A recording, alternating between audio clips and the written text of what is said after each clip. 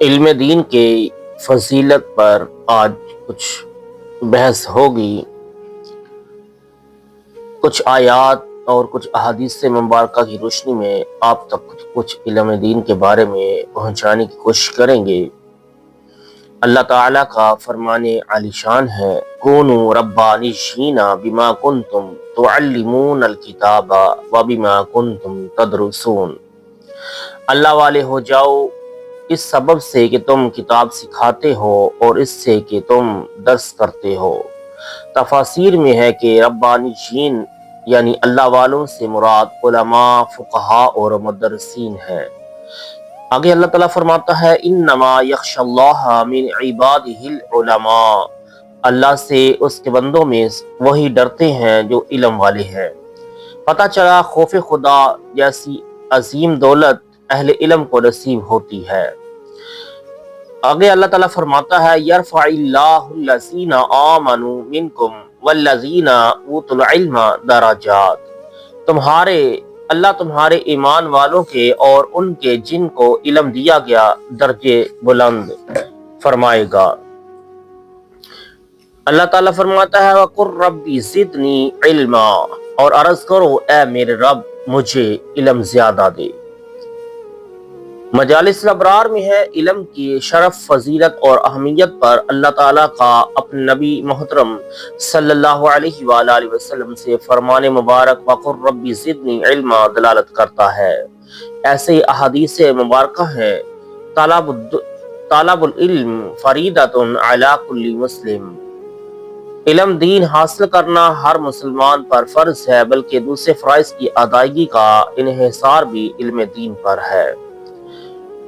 نبی کریم صلی اللہ علیہ وآلہ وسلم کا آگے فرمان ہے، افضل العبادت طلب العلم، تمام عبادتوں میں سے افضل عبادت علم دین حاصل کرنا ہے، یعنی کیونکہ علم دین کے بغیر عبادت کا محقہ نہیں ہو سکتی۔ نبی کریم صلی اللہ علیہ وآلہ وسلم ارشاد فرماتے ہیں آگے، افضل الصدقۃ ان یتعلم المرء المسلم علما ثم یعلمہ اخاہ المسلم، تمام صدقوں میں سے افضل صدقہ یہ ہے کہ مسلمان شخص علم دین سیکھے، پھر وہ علم اپنے مسلمان بھائی کو سکھائے۔ من طلب العلم مشى فی ریاض الجنہ، جس نے علم دین طلب کیا یعنی پڑھنا شروع کر دیا، وہ جنت کے باغات میں چل پڑا۔ ایسی آگے فرمانے رسول اللہ صلی اللہ علیہ وآلہ وسلم ہے، من طلب العلم تکفل اللہ لہ برزقہ، جو شخص علم دین حاصل کرے اللہ تعالیٰ دو جہان میں اس کے ظاہری و باطنی رزق کا ذمہ دار ہے۔ طالب العلم تبسط لہ الملائکۃ اجنحتہا رضا بما یطلب، طالب علم دین جو شے طلب کرتا ہے اس سے راضی ہو کر فرشتے اس طالب علم کے لیے اپنے پر بچھا دیتے ہیں۔ آگے اللہ تعالیٰ کے نبی صلی اللہ علیہ وآلہ وسلم مزید فرماتے ہیں، طالب العلم بین الجہال کالحی بین الاموات، علم دین حاصل کرنے والا جاہلوں کے درمیان ایسے ہوتا ہے جیسے زندہ مردوں کے درمیان ہوتا ہے۔ آگے اللہ تعالیٰ کے پیارے حبیب صلی اللہ علیہ وآلہ وسلم فرماتے ہیں، جو شخص علم دین سیکھنے کے لیے نکلے وہ واپس آنے تک اللہ تعالیٰ کے راستے میں ہوتا ہے۔ مزید فرماتے ہیں، جب طالب علم کو علم دین طلب کرنے کی حالت میں موت آ جائے تو وہ شہید ہوتا ہے۔ آگے آقا صلی اللہ علیہ وآلہ وسلم کا مزید فرمان ہے، جس شخص کا ارادہ ہو کہ ان لوگوں کو دیکھے جنہیں اللہ تعالیٰ نے دوزخ کی آگ سے آزاد کر دیا ہے، تو اسے چاہیے کہ علم دین سیکھنے والوں کو دیکھ لے۔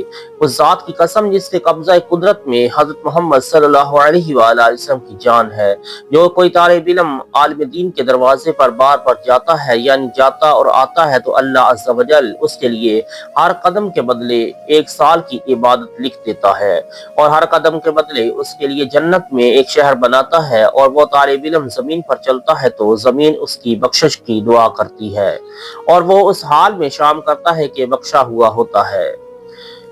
والد کے چہرے کو دیکھنا عبادت ہے، کعبہ مکرمہ کو دیکھنا عبادت ہے، قرآن پاک کو دیکھنا عبادت ہے، اور عالم دین کے چہرے کو دیکھنا عبادت ہے۔ فیضان سنت میں حدیث شریف میں اس طرح منقول ہے کہ عالم کے چہرے پر نگاہ کرنا تمام عبادتوں کی اصل ہے۔ جس نے عالم کی زیارت کی تو گویا اس نے میری زیارت کی، جس نے عالم سے مصافحہ کیا گویا اس نے مجھ سے مصافحہ کیا، اور جو عالم دین کے پاس بیٹھا تو گویا وہ میرے پاس بیٹھا، اور جو دنیا میں میرے پاس بیٹھا اللہ تعالیٰ اسے قیامت کے دن میرے پاس بٹھائے گا۔ جس نے ثواب کی نیت سے بیت المقدس کی زیارت کی اللہ تعالیٰ اسے 1000 شہیدوں کا درجہ عطا فرمائے گا، اور اللہ تعالیٰ اس کا جسم دوزخ کی آگ پر حرام کر دے گا۔ اور جس نے عالم دین کی زیارت کی تو گویا اس نے بیت المقدس کی زیارت کی۔ عالم دین کے پاس ایک گھڑی بیٹھنا اللہ تعالیٰ کو 1000 سال کی عبادت سے زیادہ محبوب ہے۔ اسی طرح آگے فرمایا، جب عالم دین اور عابد پل صراط پر اکٹھے ہوں گے، عابد سے کہا جائے گا جنت میں داخل ہو جا، اور جو عبادت تو کرتا تھا اس کے بدلے ناز و نعمت کی زندگی بسر کر، اور عالم سے کہا جائے گا اس جگہ ٹھہر جا جس سے تجھے محبت تھی، اس کی شفاعت کو کر، یقیناً تو جس کسی کی بھی سفارش کرے گا اس کے حق میں تیری سفارش قبول کی جائے گی۔ پھر وہ عالم دین نبیوں رسولوں علیہم السلام کے مقام پر کھڑا ہوگا۔ جس نے عالم دین کی عزت کی اس نے اپنے رب تعالیٰ کی عزت کی۔